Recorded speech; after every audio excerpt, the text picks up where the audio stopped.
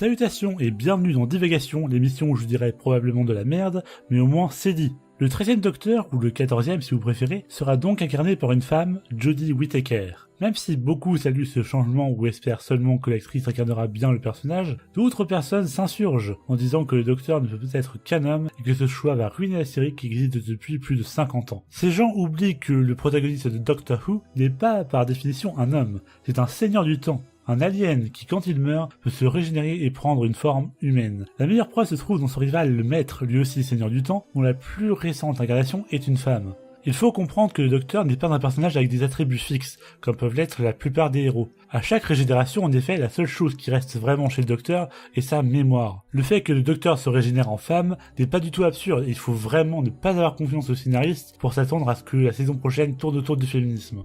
Mais cette vidéo n'est pas une vidéo sur Doctor Who, c'est une vidéo sur le phénomène que cette annonce confirme, les accusations de militantisme des médias culturels. En effet, certains internautes sont convaincus que des lobbies de ce qu'on appelle péjorativement les Social Justice Warriors ont pression sur les créateurs de séries, films ou jeux vidéo pour inclure de plus en plus de personnages ou de problématiques féministes, LGBT ou plus généralement progressistes. Ils pensent que se plier à de telles exigences n'est que démagogie bien pensante et nuit à la qualité et à l'éthique de l'œuvre. Ainsi, on a accusé ces lobbies de vouloir politiser la culture, notamment les jeux vidéo, avec des exemples comme l'orientation sexuelle de Tracer dans Overwatch, les visages qui seraient volontairement moins beaux de Mass Effect Andromeda, l'écriture de Borderlands à partir du 2, ou encore l'inclusion d'un personnage transgenre dans l'extension Siege of Dragonspear de Baldur's Gate. Avant de crier à la propagande sur tous les toits, il ne faut pas oublier le contexte actuel. En effet, depuis une dizaine d'années, les oppressés ont enfin des armes pour se battre, avec Internet et les réseaux sociaux. Ils sortent de leur silence, peuvent crier au monde qui ils sont, échanger avec des personnes qui partagent les mêmes inquiétudes et même espérer de changer les mentalités. C'est pourquoi récemment les produits culturels peuvent se permettre de les représenter. Les tabous inutiles se dissipent, l'opinion publique est plus ouverte et les traits à dessiner sont moins grossiers.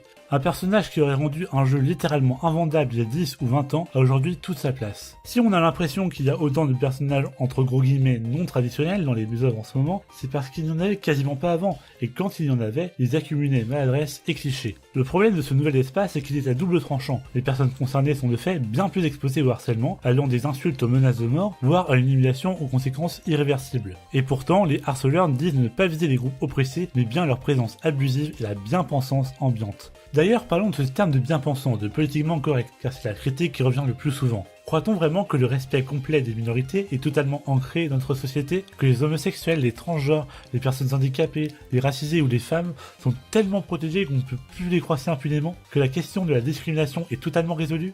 Le piège est justement de croire que oui, que ces groupes ont déjà gagné assez de combats comme ça. Car même si les lois et des initiatives sont en train d'instaurer lentement une égalité pratique, la lutte d'aujourd'hui est celle de la représentation. Le monde ne peut plus se permettre de dissimuler ces personnes en espérant qu'elles trouvent les mêmes repères et les mêmes modèles que les gens jugés normaux et que réciproquement, ces gens savent réagir correctement face à eux. Les sceptiques ont peur que les créateurs soient forcés à respecter un certain quota, mais c'est une peur qu'ils partagent avec les progressistes eux-mêmes, qui ne veulent pas de persos mal écrits, qui parlent de leurs différences à qui veut l'entendre. Les deux camps craignent aussi de ne rien pouvoir dire sans que des petits malins extrapolent leurs paroles à l'extrême et leur fassent dire des choses horribles. Malgré ces points communs, l'épisode du Gamergate a montré que le conflit entre progressistes et pro-éthique peut se faire rapidement violent, et ce des deux côtés. Mais soyons clairs, Internet reste détaché de la réalité, et ce ne sont clairement pas des messages assassins de moins de 140 caractères ou des posts Tumblr longs comme un noix de coco d'Alola qui vont régler la question. Si la culture nous a prouvé une chose, c'est que cette dernière est la meilleure force pour faire gagner la tolérance et l'évolution positive des mœurs. Ceux qui l'accusent d'être engagés ces derniers temps ont juste, mais savent-ils que ça a toujours été le cas, que c'est même l'une de ses qualités propres? Dans un monde où la non-hétérosexualité est encore associée à une vie sexuelle débridée, où le fait d'être transgenre est vu comme un trouble mental et où on se moque du féminisme et de ses prétendus caprices, la seule pédagogie efficace est de présenter avec justesse ces gens qui, eux aussi, n'ont pas besoin d'être adoubés héros pour en être. Merci de m'avoir écouté et à bientôt sur cette chaîne.